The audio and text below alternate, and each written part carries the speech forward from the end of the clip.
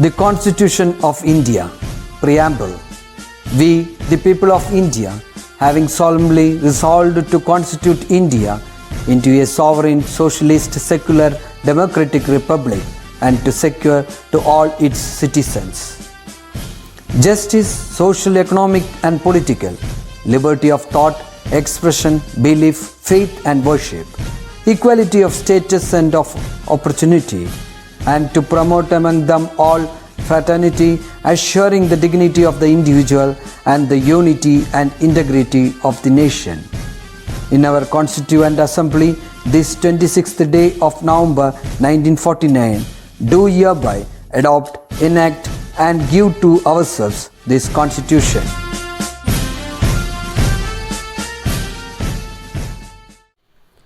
Hello my dears, welcome back to the world of virtual classes. I hope you all are doing well. So let's begin today's session. As you all know, food is an inevitable part in everyone's life, right? Yes. But do you know what are the processes involved in making all these food items like vegetables, rice, wheat, pulses, grains, fruits, etc.? So do you know what are the processes or activities involved in making all these food items? Yes, some may be or some may not. Farming is a major process involved in making all these food items. Farming includes several activities like sowing the seeds, ploughing, reaping, harvesting, manuring, weeding, etc. Many of you may not be familiar with these activities, so I will show you some pictures of all these activities so you will get a clear idea.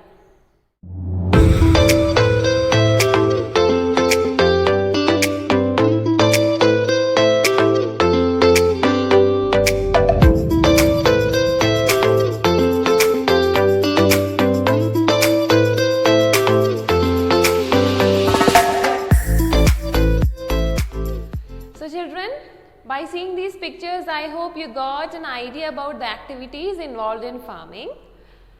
In today's class, we are going to begin a new poem. The title of the poem is The Sower, written by a famous French writer, Victor Marie Hugo. And the poem was translated by a famous Indian writer, Toru Dutt. The poem deals with both nature and humanistic features, and it also portrays the struggle of a farmer and his firm determination in doing all the farming activities even when he is alone. So this is a small crux about the poem. So children, now I will read out the poem. After that I will explain in detail. Now just listen to the poem. Sitting in a porchway cool, fades the ruddy sunlight fast. Twilight hastens on to rule, working hours are well nigh past. Shadows shoot across the lands, but one sower lingers still. Old in rags, he patient stands, looking on, I feel a thrill. Black and high his silhouette dominates the furrows deep. Now to sow the task is set, soon shall come a time to reap. Marches he along the plain, to and fro and scatters wide. From his hands the precious grain, moody I too see him stride. Darkness deepens, gone the light. Now his gestures to mine eyes are august and strange. His height seems to touch the starry skies. Now let's see the first stanza. Sitting in a porchway cool, fades the ruddy sunlight fast. Twilight hastens on to rule, working hours are well nigh past. So in the first stanza, the poet is sitting in a porchway cool, that is, the poet is sitting leisurely in a porchway. Do you know what is a porchway? Yes, this is a porchway.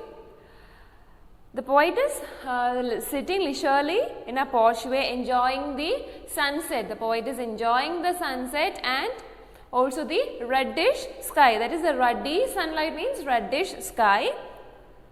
Twilight hastens on to rule, working hours are well nigh past. Here the poet is also describing about the twilight sky. That is the overpower of the twilight sky over the daytime, because it is a time between the day and soon it will become the night sky. That is why twilight hastens on to rule, working hours are well nigh past. That is, it's getting dark. That is, it is evening and it's getting dark, and the twilight hastens on to rule. That is, the time between the day is going to end and soon it will become the night sky. So, from the first stanza we can understand that the poet himself is watching or observing the sower sitting in a porchway. When the sunlight fades away, we can understand that it is going to be evening and the arrival of the night sky, that is, twilight hastens on to rule, working hours are well nigh past, that is, soon it will become the night sky.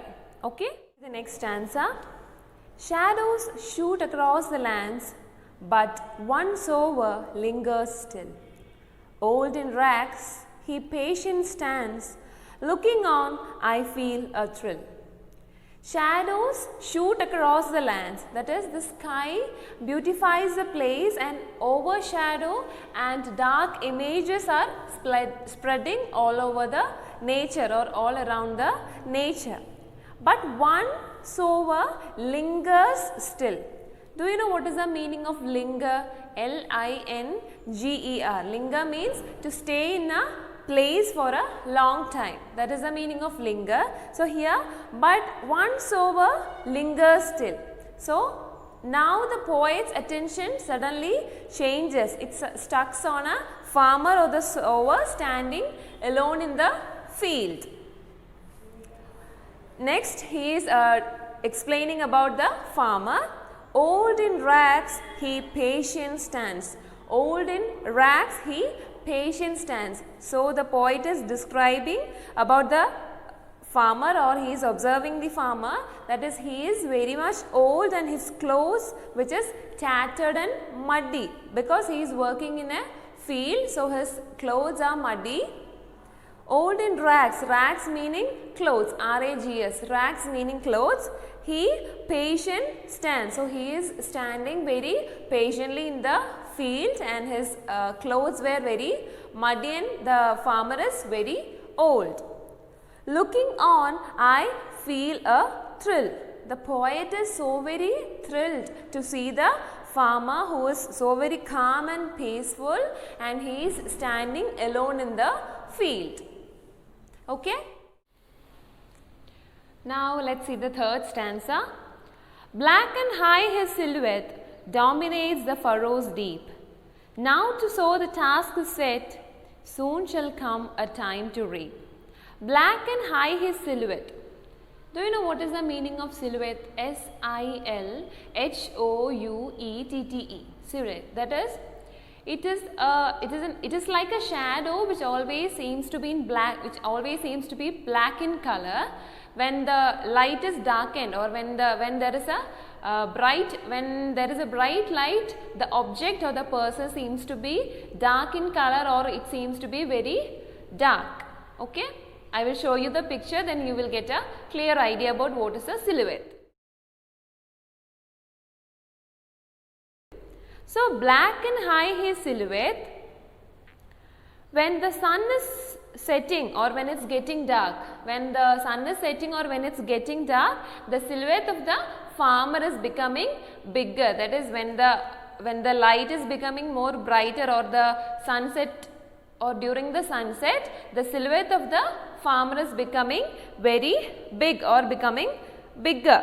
It dominates the furrows deep, and because of this silhouette which is very black and very big, even the deep furrows seems to be small in front of the farmer or the sower, that is, it always tries to dominate the deep furrows. Now to sow the task is set. So now the farmer had sown the seeds. Soon shall come a time to reap. So the farmer is hoping for a good harvest and his wishes will also be fulfilled, just like hard work results in fruitful joy. Now let's move on to the fourth stanza. Marches he along the plain to and fro and scatters wide. From his hands the precious grain, moody eye to see him stride. So in this stanza, the poet explains the movement of the sower and his actions in the field. First line, marches he along the plain. So with strong determination and with strong optimistic attitude, the sower marches along the plain. In which manner? To and fro and scatters wide. So he's moving, or he just moves forward and backward, and he just scatters the grains in the field. From his hands the precious grain. Here why the grains are said to be very much precious? Here the grains which he scatters is said to be very much precious because it symbolizes property and wealth of a future. That is why it is said to be precious grains. Moody eye to see him stride. What is the meaning of stride? S-T-R-I-D-E. Stride meaning to walk with long steps. Okay, moody eye to see him stride. So the poet becomes so very gloomy to see the sower and his painful efforts. So this is all about the fourth stanza. Children, let's move on to the final stanza. Darkness deepens, gone the light. Now his gestures to mine eyes are august and strange.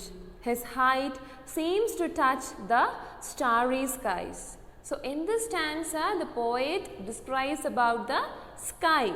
Darkness deepens, gone the light. So it turns into night sky. The lights are all gone and now the darkness is spreading everywhere. Now his gestures to mine eyes are august and strange. So now the sower is invisible to the poet. Now the sower is invisible to the poet, or the poet is not able to see the sower, but he is able to understand, or he is able to catch up the gestures of the sower, which will be continuing in the field because he may not go back to his home until he finishes his work. Now his gestures to mine eyes are august and strange. Here the poet describes his gestures, that is the sower's gestures, as august and strange. Why? Do you know what is the meaning of august? A-U-G-U-S-T. August means respected or impressive. So the gestures of the sower seems to be very much impressive and inspiring for the sower, and so very strange also. His height seems to touch the starry skies. So the gradual and progressive growth of the shadow of the sower reached the top of the sky, and the world appears to be the reflection of the sower. And the starry skies, here the poet means the starry skies are nothing but the seeds that is thrown out from the hands of the sower. So here the poet is comparing the starry, why he is comparing the starry skies to the seeds? So in the sky the stars appears like the seeds which the sower scatters in the field. So the poet is comparing the starry skies to the starry skies to the seeds which is thrown out from the hands of the sower. So children, the poem creates a sense of optimism among the readers. Why? Because the poet portrays the sower as a very hardworking person who has very strong determination, and he has strong willpower, and he dedicates himself while doing his work, and he is not bothered about anyone, and he always concentrates on his work. So this is all about the poem. Okay children, I hope you all understood the poem. So while reading the poem, try to imagine the deep furrows, porchways, starry skies. Then you yourself will be able to enjoy the poem. Okay? So let's wind up the session. Meet you in the next class. Take care of your health. Stay safe and be safe. Till then, it's bye from your Aparna teacher. Bye.